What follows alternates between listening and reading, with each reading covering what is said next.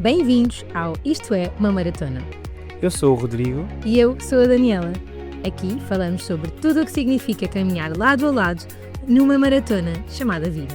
Trazemos conversas inspiradoras com o objetivo de motivar quem nos ouve a viver em equilíbrio e sintonia. Porque viver a dois também é uma maratona.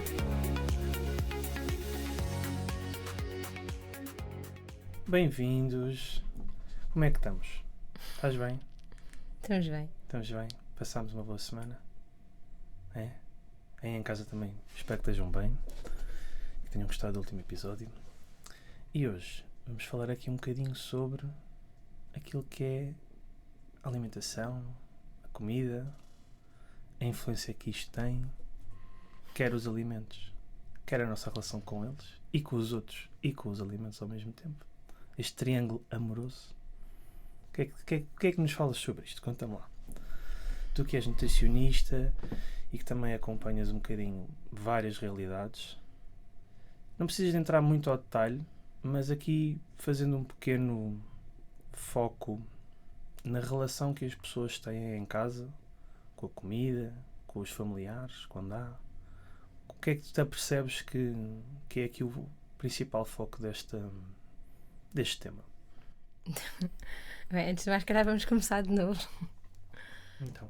Simplesmente para, tipo, imagina. Olá, como estão? Espero que estejam bem. O que é que tem? Não, o que é que tem? Não gostas? Sério. O que é que foi? Não fica bem. Vamos começar de novo. Podemos? Bem-vindos a mais um episódio do nosso podcast. Este é o 6º episódio e é para verem que nós aqui só mostramos a realidade. Claro. Sim, com mais ênfase, mais confiança. Então hoje, conta-me, qual foi o tema que nós pensámos trazer aqui hoje? Exatamente o que eu falei há bocadinho. As refeições em família. Não só as refeições em família, mas um impacto que a alimentação tem na nossa vida. Neste caso, o que estava escrito no papel era impacto da alimentação a dois, mas acho que é importante extrapolar um bocadinho, não só a dois, mas nas nossas casas. Seja tanto a dois, como em família, como a três, como a quatro, como até individualmente, se calhar, não é? Porque acho que cada um de nós, e ao longo da nossa vida, acabamos por passar por, ou ter várias experiências no que toca aqui às refeições e à comida e às relações que isto tem, não é? Sim, a cultura obviamente dita totalmente aquilo que nós comemos, não é? E até às vezes mesmo dentro de um próprio país, mesmo dentro de Portugal, existem várias culturas, vários hábitos, mas a verdade é que principalmente nós aqui do Mediterrâneo somos países que nos reunimos muitas vezes à mesa e que a mesa é a desculpa para qualquer coisa. Embora já começamos a ter aqui melhorias neste sentido, muitas das vezes a alimentação está sempre associada a um convívio também, não é? Portanto, acho que podemos pegar aqui em 2 pontos neste episódio, que é falarmos não só daquilo que é a importância da alimentação no dia-a-dia a dois, em família, e como é que as pessoas se devem conectar com a alimentação, como também, por outro lado, esta parte de alimentação em âmbito coletivo, familiar e assim mais de pró-ócio, não é? Digamos assim. Porque no fundo, quando nós queremos combinar alguma coisa com um amigo ou com um familiar, nós combinamos sempre, vamos lanchar, vamos jantar, Exatamente. vamos almoçar. Não há só vamos tomar um café, não é?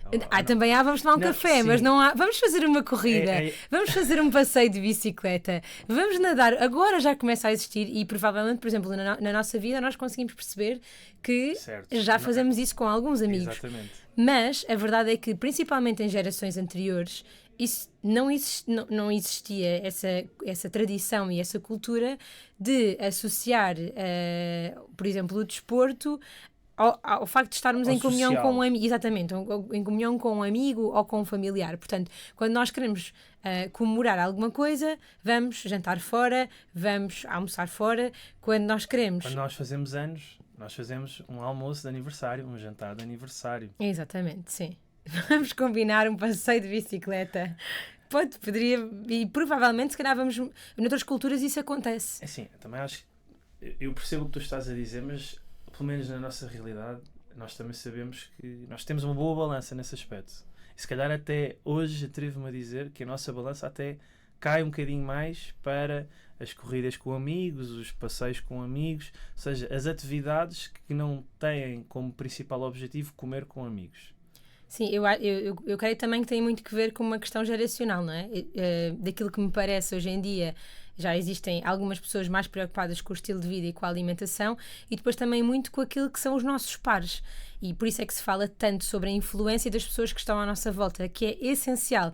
Porque se eu tiver um amigo que só gosta de beber copos, só gosta de ir jantar fora todas as semanas, é muito... E estar até às tantas da noite numa discoteca, versus se eu tiver um amigo que também pode gostar disso, mas consegue ter um equilíbrio e combina uma corrida, combina ir andar de bicicleta, vai incentivar-me a ter hábitos de vida muito mais saudáveis. Por isso é que muitas das vezes o nosso grupo de influência é fundamental para ditar aquilo que são também os nossos hábitos e o nosso estilo de vida. Diz-me com quem andas, dir-te a quem É um bocadinho por aí, como sim. diz a gíria. Sim. Eu hoje em dia, acho que a idade também nos traz um bocadinho isso, embora não seja assim, ainda tenho muito a aprender, mas acho que a idade me traz um bocadinho isso, que é, eu tento também escolher onde é que eu quero estar e como é que eu quero estar. Um dos exemplos que eu acho que posso dar, assim, mais interessante foi quando eu comecei a trabalhar. Eu não vou dizer que sou workaholic, mas eu sou uma pessoa muito ambiciosa, e quando comecei a trabalhar senti que, principalmente nesta área da nutrição, eu precisava de dar provas e de agarrar todas as oportunidades, e portanto trabalhei muito. Às vezes isso também me custou um bocadinho da minha vida pessoal, é verdade, mas trabalhei muito e muitas horas e trabalhava todos os dias. Domingos inclusivamente. E uma das coisas que, numa fase da minha vida que eu passei, que foi mais transformadora para mim, que foi na altura quando tive uma separação, uma das coisas que eu decidi foi deixar precisamente de dar consultas ao domingo e até ao fim de semana, pontualmente faço algumas coisas, mas deixar de garantir que tinha mais tempo para mim e para as atividades que eu gostava. E uma das coisas que eu fiz foi rodeei-me de um grupo de amigos, primeiro conhecidos, mas depois que se tornaram amigos, que organizavam ao fim de semana corridas, passeios de bicicleta, até passeios de bicicleta longos, e portanto aquilo acabou por ser foi totalmente transformador para mim, porque não só foi muito importante naquela fase da minha vida que existiram muitas mudanças, não é? Mas também ensinou-me mesmo a perceber, eu preciso disto para a minha vida, e aquelas consultas não iriam fazer diferença, porque eu consegui encaixá-las, por exemplo, durante a semana ou noutra altura do dia. As pessoas muitas das vezes também se ajustam para poderem estar connosco. Exato. Nós também nos ajustamos para podermos estar com elas, e portanto eu preferi garantir que o facto de eu também ter tempo para mim, o facto de eu também conseguir dar o exemplo, obviamente eu também entregar-me melhor enquanto profissional nestas mesmas consultas. Era isso que eu também ia pegar. Tu estando depois posicionando dessa forma, não é que obviamente sendo nutricionista as pessoas devem ouvir aquilo que tu dizes, mas se tu puderes falar com conhecimento de causa, não é? Já não estás só a ler o que está no livro, estás a dar a tua experiência, e quando nós damos a nossa experiência aos outros, acho que os outros também recebem sempre as coisas com uma empatia diferente e com uma forma diferente. Tipo, olha, ela não está a falar só porque aprendeu isto ou leu isto na alguro. Ela já passou por isto e se calhar eu posso aprender com o exemplo dela. Sim, eu costumo dizer muitas das vezes que é verdade, todos nós nos alimentamos e portanto todos achamos que temos um nutricionista dentro de nós.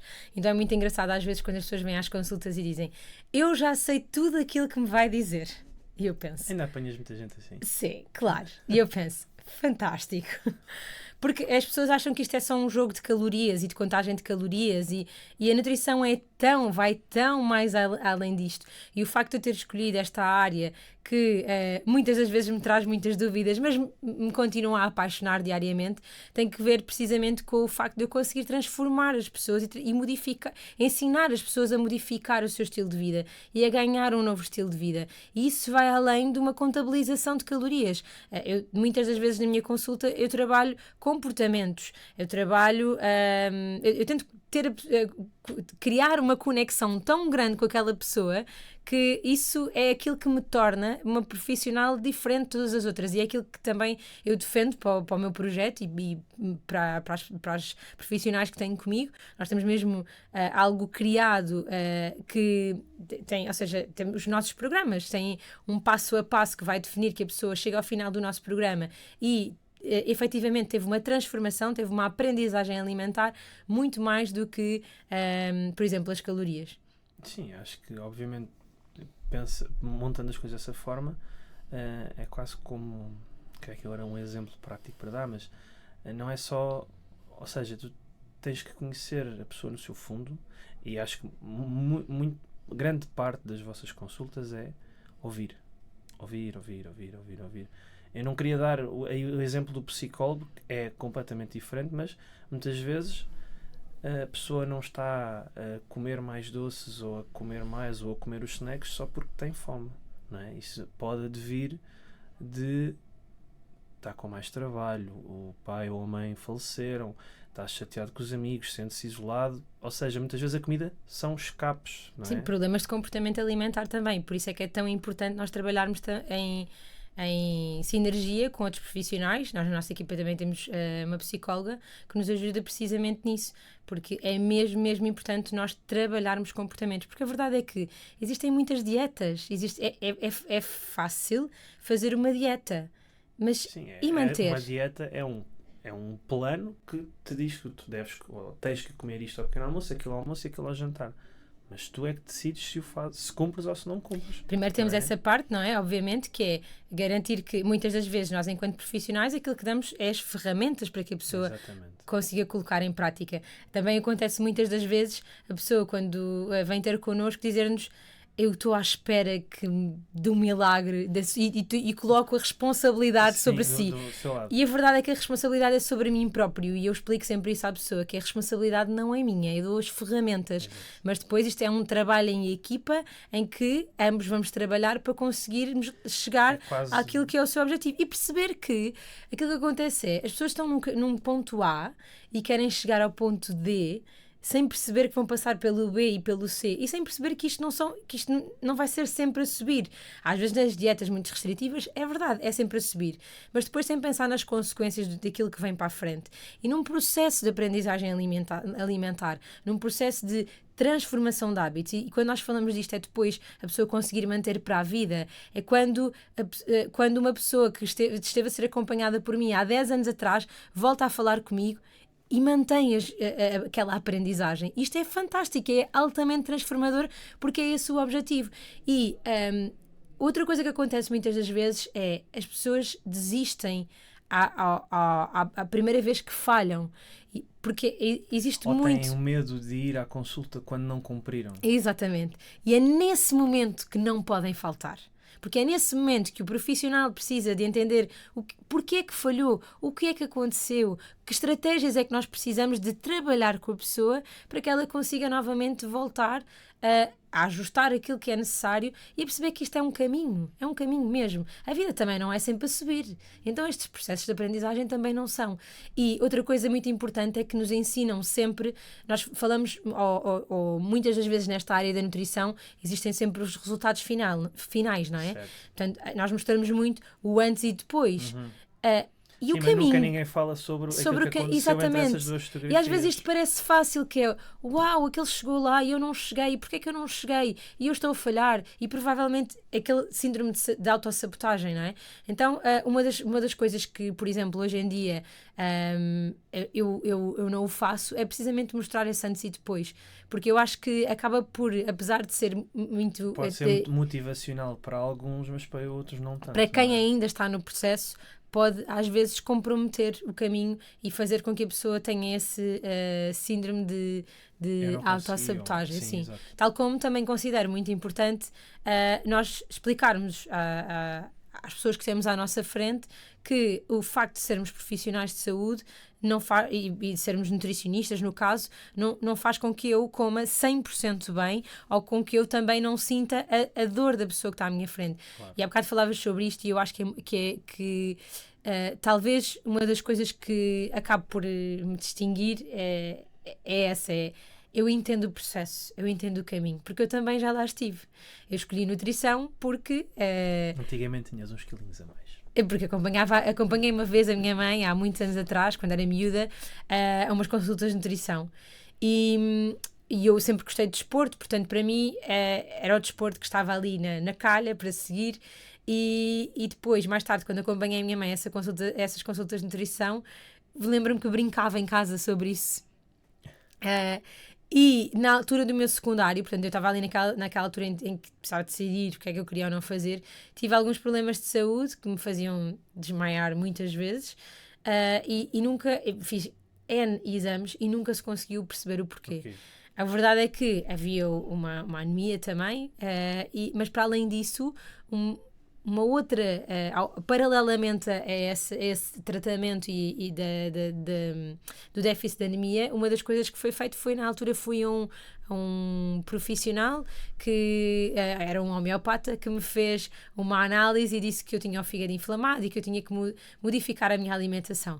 E a verdade é que alguns dos hábitos que na altura implementei são coisas que ainda hoje em dia eu faço e que na altura eu lembro-me que me gostava imenso. Por exemplo, eu lembro-me que ele me introduziu o mamão no meu pequeno almoço. Sim. Isto para uma criança era fruta ao pequeno almoço. Eu não estava habituada a comer cereais de açúcar com leite, não é? E de repente, só que o meu problema de saúde incomodava tanto o meu estilo de vida, não é?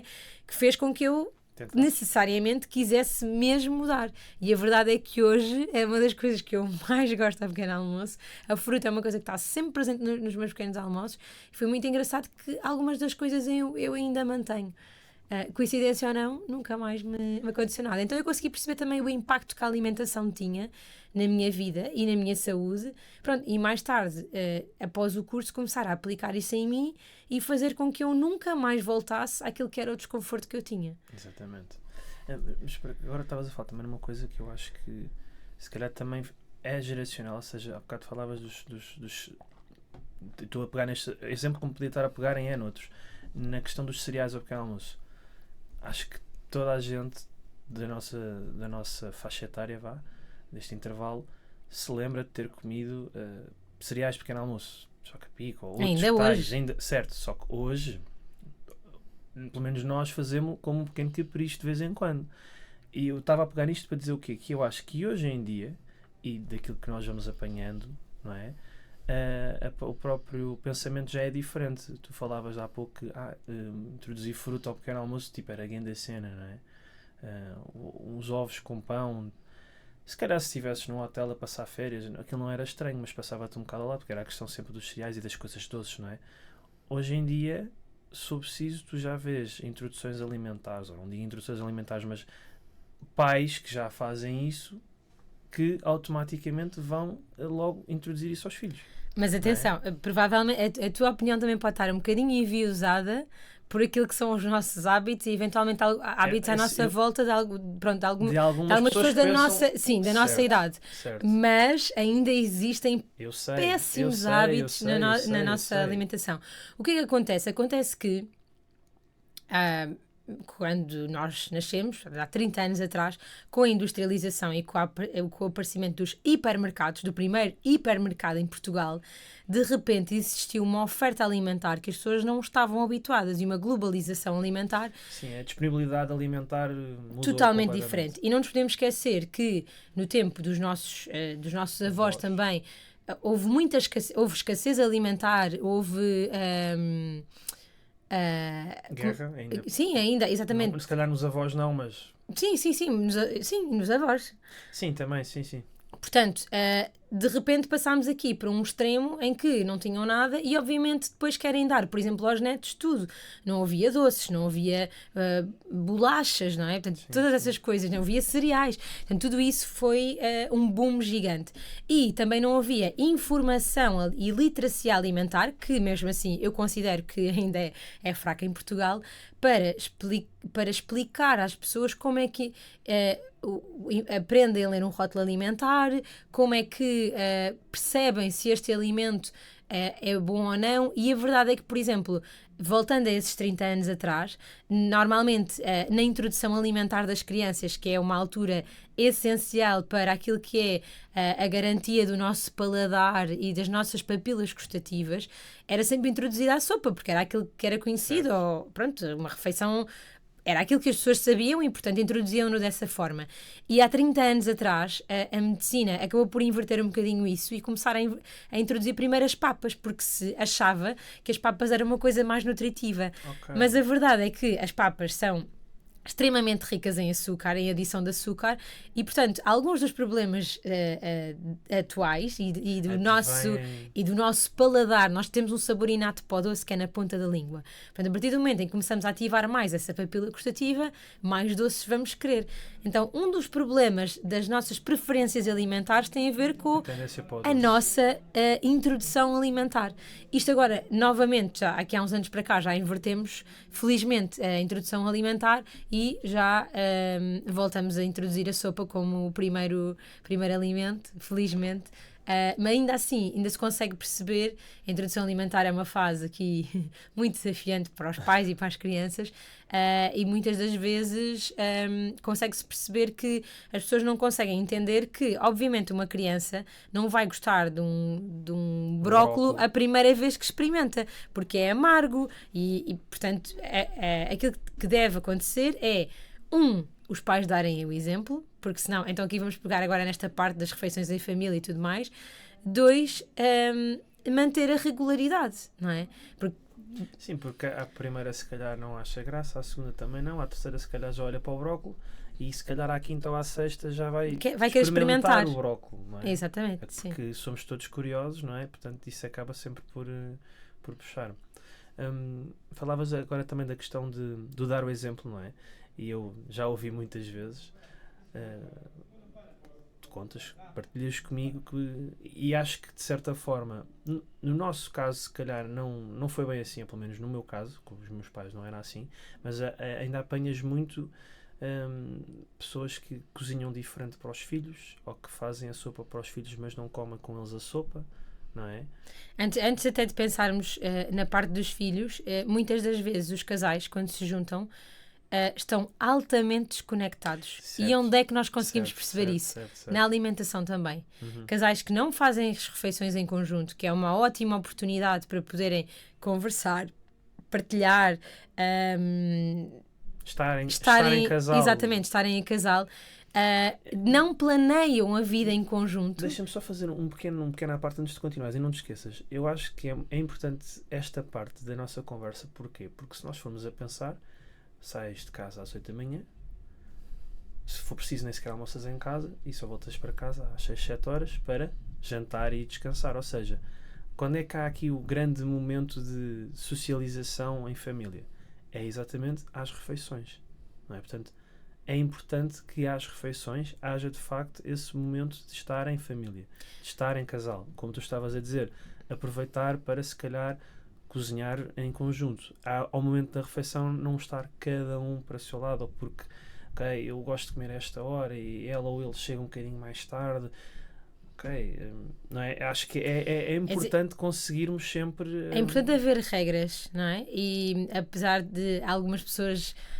por exemplo, antigamente, principalmente os homens, os avós, tinham sempre àquela hora janta-se. É verdade. Impertrivelmente, quem está e quem não está. E a verdade é que podemos ir buscar um bocadinho disso, porque vamos buscar um bocadinho dessas regras também que não nos faziam mal nenhum. Não quer dizer que isso que pontualmente não possa acontecer, chegarmos mais tarde. E também é importante perceber que se há um membro do casal que chega mais tarde do que outro, esse outro também não precisa de estar até às 10 da noite à espera para jantar. Portanto, janta à hora que é suposto, até para não estar a comer depois muito mais do que aquilo que deveria, janta e depois, quando o outro chegar, se ainda comer alguma coisa, acompanham na mesma, mas senta-se e estão ali na mesma os dois a partilhar aquele momento. Sim. E portanto, muitas das vezes o problema começa ainda a 2, quando as pessoas estão altamente desconectadas, não planeiam as suas refeições também, muitas das vezes encomendam, podem ter preferências alimentares diferentes. Eu ia pegar um bocadinho na questão das preferências, porque se for preciso vens de casa ou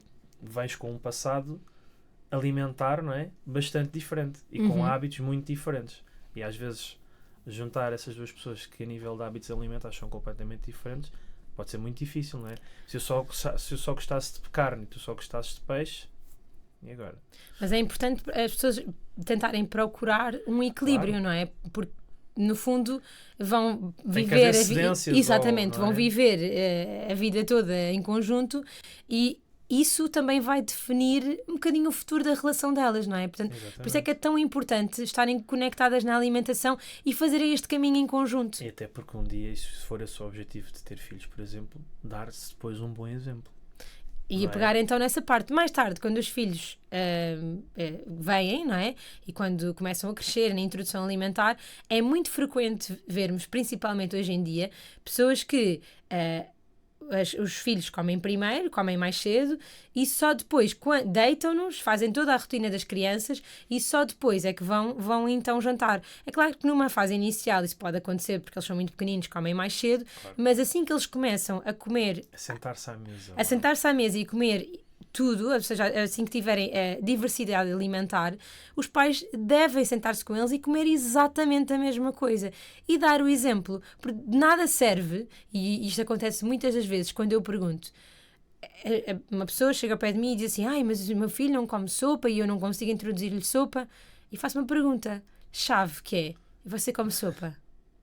E a pessoa fica a olhar para mim em silêncio, pois, realmente não, faça sopa para eles. Então porquê é que não faz sopa para todos? Dá trabalho, porque a deles é sem sal, ou a deles é sem sal e a seguir acrescenta um bocadinho de sal para si. Está tudo certo, não precisamos de fazer coisas diferentes. Mas tem que dar o exemplo. Quando o filho perguntar porquê é que eu como sopa e vocês não comem, aquela ideia do porque sim, isso não funciona. Não dá. Portanto, muitas das vezes, os próprios hábitos alimentares são o espelho daquilo que os pais, obviamente, fazem Certo. e comem à mesa, não é? É um bocadinho por aí. Eu comecei, ou falei há pouco, que se calhar, pelo menos nos nossos exemplos, eu lembro-me, chegou ali uma altura da minha vida que a sopa começou assim meio que a desaparecer, mas eu lembro-me desde sempre, havia sempre sopa em casa. E mesmo, por acaso era curioso, porque a minha mãe houve uma altura em que chegava a fazer uma sopa diferente para o meu pai, salvo seja que era a sopa do meu pai, levava ali um legume ou uma couve mais áspera, uma coisa, pronto, que ele gostava bastante. Mas de resto, sempre foi isso que tu dizes, ou seja, a minha experiência, e aquela que eu tive em casa com os meus pais e com o meu irmão, é que cozinhava-se igual para toda a gente comia a mesma coisa, e comíamos sempre todos à mesma hora, mesmo assim às vezes ou havia quem se atrasasse ou chegasse mais cedo ou mais tarde, não é? Mas tentávamos sempre todos comer à mesma hora, para haver também esse momento de partilha. Obviamente que eu também confesso que muitas vezes a televisão era sempre uma distração, mas também me lembro de haver dias em que a televisão podia lá estar, mas ninguém ligava à televisão porque a conversa fluía àquela hora que é a hora em que estávamos todos reunidos para partilhar o nosso dia. Sim, e isso dita muito a conexão da família e nós conseguimos perceber isso. Quando é que temos uma família estruturada e quando é que temos uma família totalmente desestruturada. E quando é que as famílias comem em frente ao sofá e quando é que... Não quer dizer, atenção, que de vez em quando não possamos ir fazer uma refeição a ver um filme. Até pode ser um momento, não é? Exatamente. Ou seja, eu conheço algumas famílias que fazem à sexta-feira um piquenique em que colocam uma toalha no chão da sala ou... fazem, exato, uma sala, como se fosse uma sala de cinema, um momento, portanto, criam ali um momento. É muito engraçado perceber, às vezes quando somos mais novos não conseguimos entender o valor disto, não é? E desta importância de estar à mesa. E agora, mais tarde, que é aquilo que eu quero implementar também para as nossas vidas e fazemos e que quero implementar para a nossa família no futuro. Quando eu era mais nova, havia uma amiga minha que morava no mesmo prédio que eu, e eu sempre tive também esses hábitos de jantarmos em família. Aliás, muitas das vezes o meu pai chegava muito tarde e nós ficávamos à espera para jantar, que essa parte então não é assim tão correta, mas porque eles faziam sempre questão de que estivéssemos sempre todos à mesa e todos em conjunto. E essa minha amiga, a realidade em que ela vivia era totalmente diferente. Eles não tinham horas para fazer as refeições, comiam muitas das vezes à frente da televisão, comiam muitos preparados, coisas de fazer no forno e tudo mais, e portanto muitas das vezes ela sentia-se sozinha. Okay. E porque vinha... ela era a única que queria ter ali uma alimentação se calhar não tão industrial? Sentia-se ou... sozinha. No fundo, ela sentia-se sozinha. É isto, porque estavam em casa, mas não estavam porque não estavam conectados, não é? E porque ela não sentia que tinha-se muito em família. Então, muitas das vezes, ela passava muito tempo lá em casa. E jantava com vocês. Ficava ali connosco porque... e chegou a partilhar comigo que sentia falta desses momentos em conjunto. Portanto... Obviamente que é super importante as pessoas estarem alinhadas e por isso é que quando alguém inicia uma mudança de estilo de vida não deve nunca fazê-lo sozinho, porque a nutrição tem que ser para toda a família. Exatamente. Ou seja, ninguém quer, ou eu enquanto profissional de saúde não quero nunca que alguém esteja a cozinhar de forma diferente porque... agora eu quero comer bem, então eu vou fazer para mim, para o meu marido e para os meus filhos vou fazer diferente. Não. Porque eles gostam de comer pizza. Ok, então há um dia que comem todos pizza. Mas há outro dia em que comem todos bem, comem todos um prato normal, tipicamente mediterrâneo. E isso é perfeitamente possível de se fazer e das pessoas se alinharem. É muito engraçado que muitas das vezes algumas pessoas que te conheciam e que te conhecem agora. Não é? Os que conheciam que se calhar já não conhecem tão bem, não passam tanto por isso. A questão é os que conheciam e ainda conhecem. Exatamente. Pronto. As pessoas que te acompanharam em todo o teu percurso de vida, às vezes partilham comigo que é incrível porque ele nunca mais voltou àquilo que era. O que é que ele faz? Ou o que é que vocês fazem? O que é que tu fizeste? Já ouvi o que é que tu fizeste? O que é que tu lhe fizeste? Já ouvi isto. Uns pozinhos mágicos. No fundo, são todos estes hábitos, não é? Exatamente. Eu acho que é um bocadinho por aí. E nessa altura, quem me acompanhava nessa altura e me acompanha hoje, sabe ver exatamente o que é que mudou. Foi uma questão de hábitos. Naquela altura, se calhar, os copos e jantar fora e mesmo maus hábitos de dia, ou seja, deitar tarde, acordar tarde, não sei o quê, nada disso ajudava. E, obviamente, as coisas não aconteceram. Não se estalou os dedos e aconteceu, não é? As coisas foram acontecendo progressivamente. Também foi, se calhar, a primeira vez na minha vida em que eu senti que, de facto, não estava bem comigo e queria mudar, porque obviamente eu já tinha pensado nisto, a minha mãe já tinha dado tipo alguns toques, olha, mas lá, tipo, se quiser, não sei o quê, a nível de nutricionista ou não nutricionista, e houve um dia que a sugestão veio mais uma vez, mas naquele dia foi diferente. Eu disse, não, eu quero, eu vou. E o que é facto é que, claro que ao início foi, até adotei no início uma dieta mais restritiva, mas o que é verdade é que foi bom no início, porque de facto vi logo diferença e acho que isso é importante, ou seja, quando a pessoa vê os esforços recompensados, alguns pode ser mais cedo, outros um bocadinho mais tarde, mas eles, se a pessoa for consistente, chega lá e consegue. Mas acima de tudo, foi depois, ok, eu fui muito restrito naquele momento, né? Alterei muito, mas depois podia ser, pronto, agora já perdi peso, ou já perdi um bocadinho, isto agora vai continuar, eu posso voltar, e não foi isso que aconteceu. Ou seja, eu voltei a hábitos que tinha, se calhar, muito antes desses maus hábitos que eu tinha adotado. Ou seja, umas coisas, não é questão que eu tivesse passado a ser muito mais saudável, mas coisas mais regradas. Não deixei de fazer completamente tudo, mas adotava ao fim de semana, durante a semana vamos ter mais cuidado, etc. E o que é verdade é que a coisa continua a acontecer. E eu continuei a chegar até ao corpo, ao peso que tenho neste momento, já de há quase, não digo 10 anos, mas próximo disso. E o que é verdade é que, ok, às vezes temos um fim de semana fora, aconteceu isto, ou jantámos ali, ou não sei o quê, ok, mais 1 quilo, menos 1 quilo, bebeste mais água, bebeste menos água, mas o que é verdade é que eu consegui manter isso e não voltar a isso mesmo. E porque no fundo muito do teu estilo de vida também mudou, não é? Exatamente, lá está, ou seja... Exatamente, e influenciado depois por também quem estava à minha volta. Exatamente. Obviamente que, e eles sabem quem são, que fizeram parte dessa altura menos boa da minha vida. Eu hoje também olho para eles, e alguns tu também conheces, e que sabes que também estão a mudar hábitos, ou mudaram, dá algum tempo para cá, e também estão a ver que dá para tudo. Dá para, ao fim de semana, fazermos isto ou assim, ou assado, e durante a semana sermos um bocadinho mais equilibrados. Até porque, e isto é que eu acho que é muito engraçado, que é, nós vamos nos sentir sempre melhor. Totalmente. Muito melhor. Com mais energia, com mais vontade de fazer as coisas. E obviamente depois quando temos esses deslizezinhos, mas saudáveis e intencionais, sabem melhor. Porque depois voltamos à nossa rotina normal de bons hábitos e nós sentimos-nos bem com isso. Ou seja, temos sempre a balança equilibrada. Sim, e também acho que, lá está, mais uma vez acaba por ser aqui um bocado geracional, porque na geração dos nossos pais, e eu apanho algumas dessas pessoas em consulta, por exemplo, para um homem explicar o impacto das bebidas alcoólicas, não só em termos de saúde, como também a nível de peso, socialmente é muito difícil para um homem daquela idade dizer eu não vou beber, socialmente não beber um de exatamente, ou com amigos, ou num negócio, não é? Para fechar um negócio. Certo. E na nossa geração já é uma coisa mais tranquila, já é mais normal se eu estiver só a beber água.